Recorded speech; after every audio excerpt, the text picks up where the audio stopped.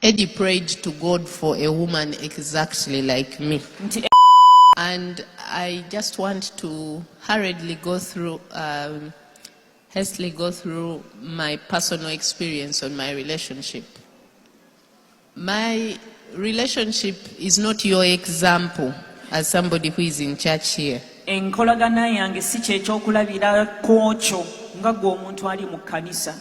Because my story is not yours.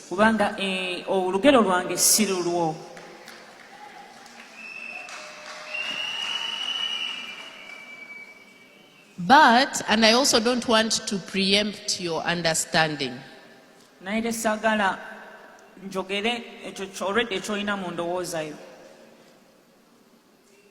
If you look through my story, you will realize that there is no way it can happen without God.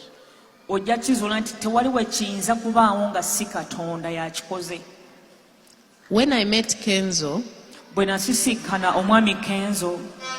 I did not know who he was. Oh, we're talking about him and his calling.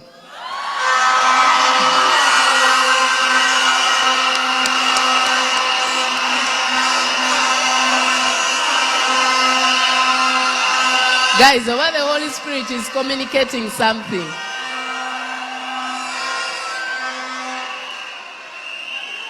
So you see how everybody here knows Eddie Kenzo, the celebrity, and what? For some reason, me, I did not know who he was. I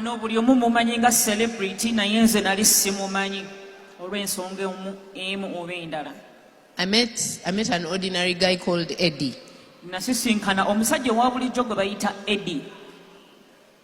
And we became friends, and I don't have the time to take you through the details of everything. We became friends, and one thing led to another, and now we are here.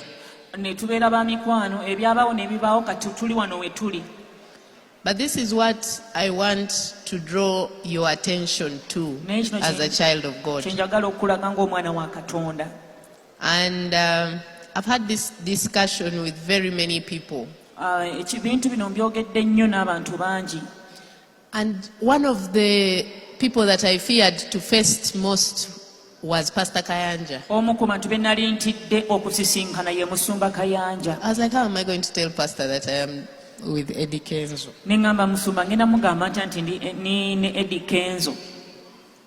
And when I met him, he's like, Fiona, God loves Eddie Kenzo as much as he loves everybody in the church.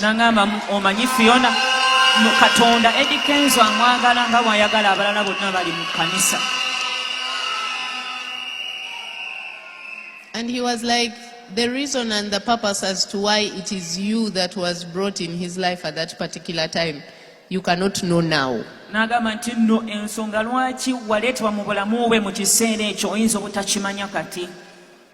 You will know it with time. But this is what I want all of us to share here today. Eddie and I are from two totally different worlds. Ordinarily, it is unbecoming of a girl in my career to end up with a guy in his career.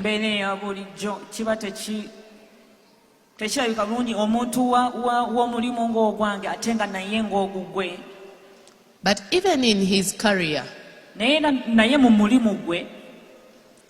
Eddie is not ordinary.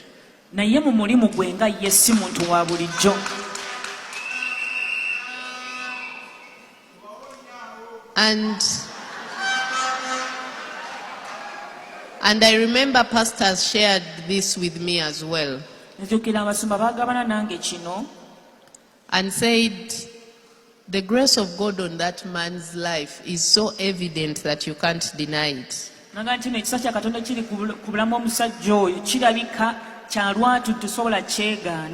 With his background, with his story, with his achievements, there is no way his personal efforts could make him who he is.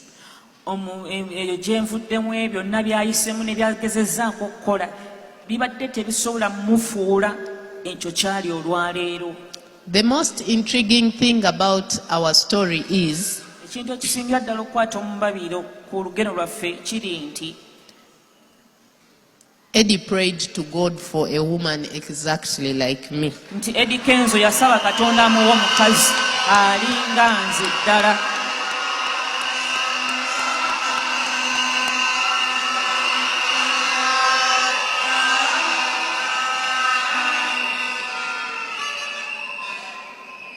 And I don't know how to make it be sensible for anybody's consumption. Simanyi ngeri ki gye ngenda kiteekamu kibeere nga kitegeerekeka eri buli muntu yenna. But I hope you get to look at the both of us Ndowooza ffenna mututunuulira and pick the purpose of the story. ne muggyamu ekigendererwa ky'olugero luno. And don't let it mislead you in any way. Kireme kukuwabya mu ngeri yonna. Eyo ye story ya Honorable Fiona Nyamutoro. Yes, oyo no ye mami big talent. Naye wabawuliza story ye yayogedde ku relationship ye n'omukulu Eddie Kenzo. Naye n'akattiriza nti tayagala ate gwali yeyo ogambe nti oba nange ebyange byefaananyizaako nga Fiona Nyamutoro oba nange njagala mbe nga Fiona Nyamutoro. Ate kyewuunyisa mu mboozi eno nti yabadde akyayogera ng'ayogera ku nsisinkana ye ne Eddie Kenzo n'engeri gye yali atyamu okukibuulira abantu nti beeyagala ne Eddie Kenzo. Ate Eddie Kenzo n'akuba essimu mukadde ako mu lujjudde lw'abantu. Eddie Kenzo n'akuba essimu. Ekyono kyakyamudde abantu ne bagamba nti mu butuufu maybe abantu bano they were meant to be. A relationship eno abantu bangi bagyogeddeko. Ate kyewuunyisa nti kiri kimu nti abaana bano oba abantu bano baayagalana nga teri akitegedde. Ne bamala emyaka gyabwe nga tebabiraga mu public. Eddie Kenzo ne bamwagaza abakyala enkumuliitu naye nga alina Fiona Nyamutoro yamuwasa nga MOP naye nga teri akimanyi nga bazadde n'omwana. Era we bamuwa ekya minisita nga kimukakatako okugenda okusoyalenga nga bbaawe alina omuwerekera. Eddie Kenzo n'amuwerekera. Awo nno amawulire ne gatandika. Ne batandika okuba Eddie Kenzo left right. Ne bakuba Nyamutoro ne bagamba Kenzo nga bwamwagaddeko ssente era lwakuba yalabe bamuwadde ekya minisita alyokamu naye nga baali beeyagala dda era nga bafumbo. Naye nga wannyonnyodde ebintu bingi birimu ebyokuyiga. Naye ate kisinga mu byonna ekisinza okunsesa abantu batandiise mbukanka saving it will end in tears. Bannange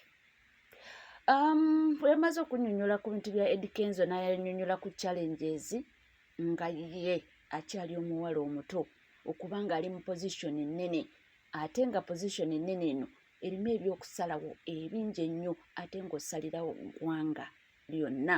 Agamba nti it is challenging. It's not easy to be a young person Si kyangu kubeera muvubuka and get to dine with the highest of powers n'otuula wamu n'ab'amaanyi and have a signature that makes decisions. ng'oli muvubuka naye ng'ate nga bw'osayininga olina ebintu by'okwata Significant decisions in this country. ng'osayininga kusalawo okw'amaanyi era okukola amakulu mu ggwanga. And also have some good money. Era ng'oli muvubuka naye ng'ate ng'olina ku ssente ezeegasa. And have a celebrity husband. N'obeera ng'omwami wo sseneemu.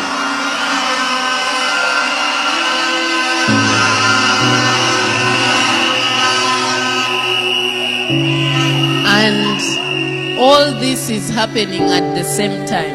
Bino byonna biri mu kubaawo mu kiseera kye. I have been with fellow young leaders from campus Mbadde ne bavubuka bannange okuva mu kampasi abakulembeze. who were very intelligent. Baali bagezi ddala. But because of a little exposure to a little power, a little money, Naye olw'okuba nti baafunako okwekutwanyi otutono ne bafunayoko ku tusente.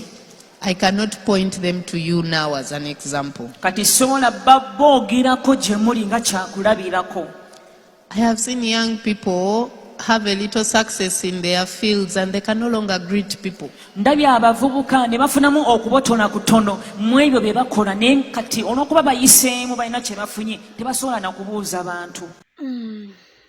Nkugambye oyo ehonalebo waffe nga nnyonnyola challenges eziriwo nga wenkugambye okubanga ku myaka gye mito akola n'abantu abakulu abanene abalina experience ababiruddemu naye nga alina kukola decisions nga kisalirawo ggwanga lyonna.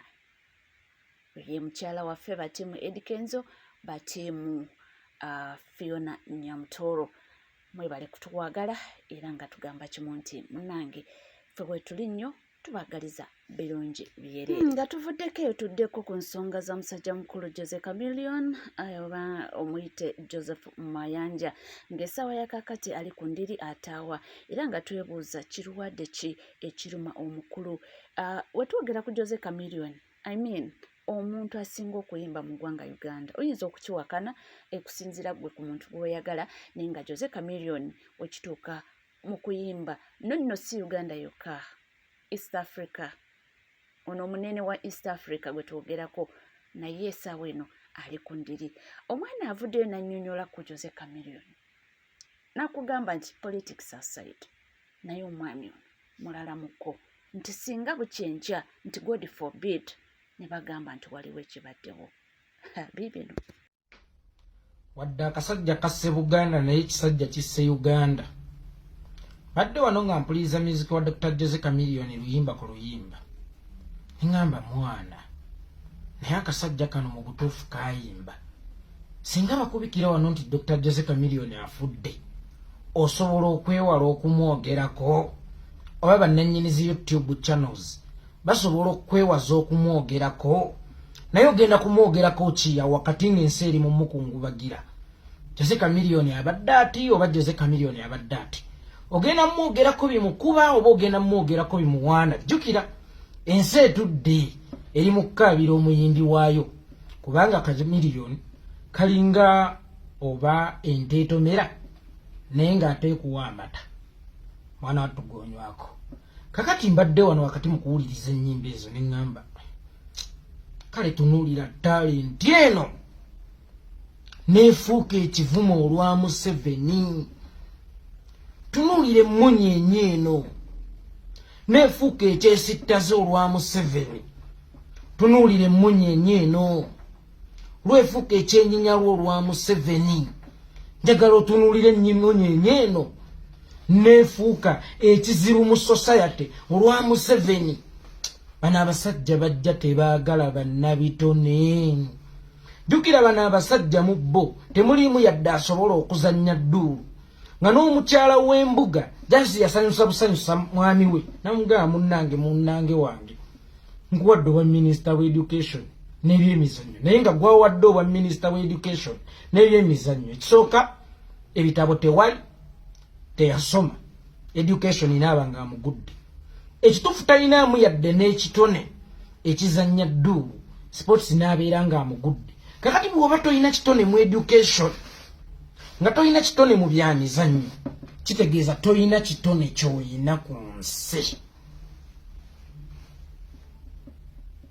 Musajja oyo n'akwata omulenzi ono n'amufuula ekyokwesittaza n'amwesanguza n'amufuula ekivumo n'amutoowolokokeramu bw'atta abantu bw'atuma emmunyeenye eno nti genda munnange obagambe nti nkyali steady genda obagambe tutova ku maini bwakumpanya abantu bw'asiba abaana b'abantu bw'alemaza abaana b'abantu naye ng'emmunyeenye eno gy'afudde tippi gye yeesanguza ye n'awonya bulungi ekivundu ne kisigalira emmunyeenye eno ng'emmunyeenye eno olw'ebikolwa by'oli owa waggulu gwekolera wallahi ya Mungu olw'obukyayi bwe bamulinako bannansi basooka ne bateeka omukwano gwe bagirinako ku bbali obukyayi ne businga obungi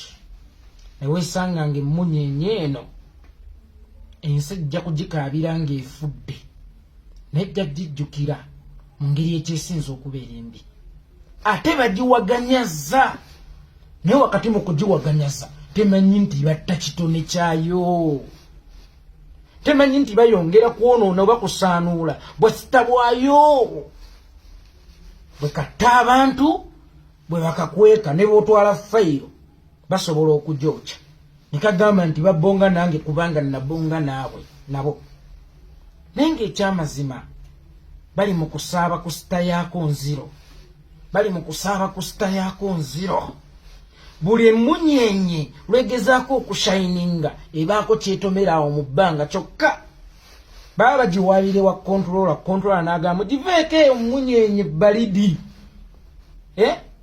emmunyenye nnyogoga mwe mmunyenye mulaba zookya naye no mmunyenye nnyogoga oba osonga osobola okugumira ekibuguumirira naye kinyogoga nga bakikutadde mu ngalo oyinza obutasobola kukigumira bwe kakuba ababooda emiggo bwe bakasuusuuta bwe kavuma abantu bwe bakagamba jangu oyimbireko eno ng'omukulu atudde wali mu bukunze nako kennyini ne bakawaziganyaza ne kagamba nnanga Mr. ne number 1 wa Uganda atya nze ne bwenkola ebikolobera agamba ensi eno ekiraba etya nga nkutte eno sita kumbe baabuwe eyongera kuseeteeza sita eyongera kusaanyaawo sita eyongera kujjako munyenye tewali asaanyizaawo kamiliyoni ne bano abatayagala baana baffe kubeera b'amaanyi nnyo nakuyitimuka be basaanyizaawo kamiliyoni era abatabaagala mu byafaayo jjukira nti mu byafaayo temuyina kubeeramu baana baffe kyova olaba ni basudde bwe yafa olw'okuba mbakimanya nti alina ebyafaayo ebirungi ne bamukookerako ekyokubbanga enkoko mu kyalo era yafa alina ebigere 9 ekimu baakitemako yali mubbi wa nkoko tebyafaayo baagala babitambulizeeko mu bubi bwe biba nga birungi bigenda nnyo waakiri baleetereko ekibi konkona muti bwakonkona empolampola amala n'akuwangula radio ayimbye nnyo naye mutega abagenda omusosonkereza mutega abagenda omusunaasuna radio bw'anaafa bakaabe nga bagamba abadde n'ekitone naye abadde talina mpisa tekamanyi nti bakanoonyeza bikkakkanya byafaayo byako